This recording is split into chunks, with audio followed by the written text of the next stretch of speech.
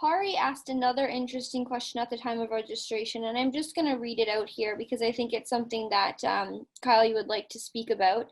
He was wondering about supports for small businesses during the pandemic. Where do you think the current government succeeded, and where should we or could we have done better? I know you visited with a lot of businesses over the past month in the riding, and we've learned a lot about how the government could have done better. So if you could share some of that with everyone. Sure. I think to give the government credit, I think CERB was great, the emergency response benefit. It was easily accessible. Every Canadian that was entitled to it was able to access it and get the funds very quickly.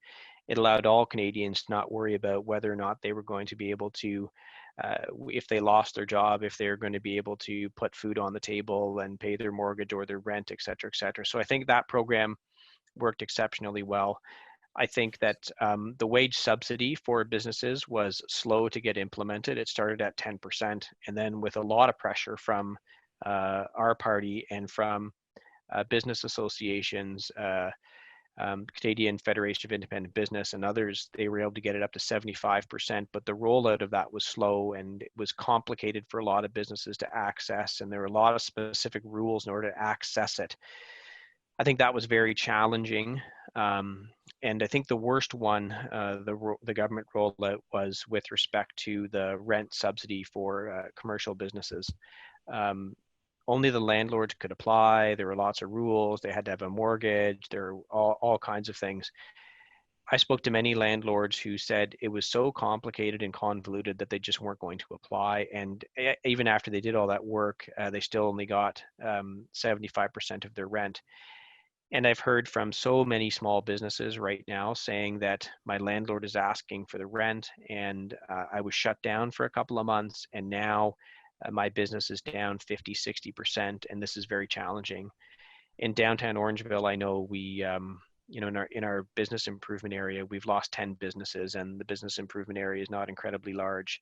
So these are real challenges and real struggles. And I think what's going to be very important for the government is, what do we do next? How do we support small businesses in the aftermath, in the next, not just the next month or two, but the next 6 months, 9 months? Because Canadian consumers, as much as we all are trying to support our small businesses, our habits have changed. Restaurants, for example, can't operate at full capacity because of social distancing, and patio season is rapidly coming to an end. So the great innovations that our municipalities did by allowing patios to spring up everywhere so people could go out, have a meal, have a drink, and be socially distanced, not in an enclosed area, was great. That season will be over soon, and businesses are still going to be expected to engage in social distancing inside. So how are we going to support them? I haven't seen yet how the government plans to do that. And I think they really have to come out with, there's going to be a speech from the throne on September 23rd, where the federal government will outline their vision going forward. And we need to see a very clear, well thought out plan to support small businesses over the next 6 to 12 months so that they can have some certainty and that they can survive the difficulties of COVID-19. Thanks for shedding some light on that, Kyle. I know it's been an important issue and one that we talk about quite often here in the office, so I'm glad that you were able to share that with everyone here that's on the call.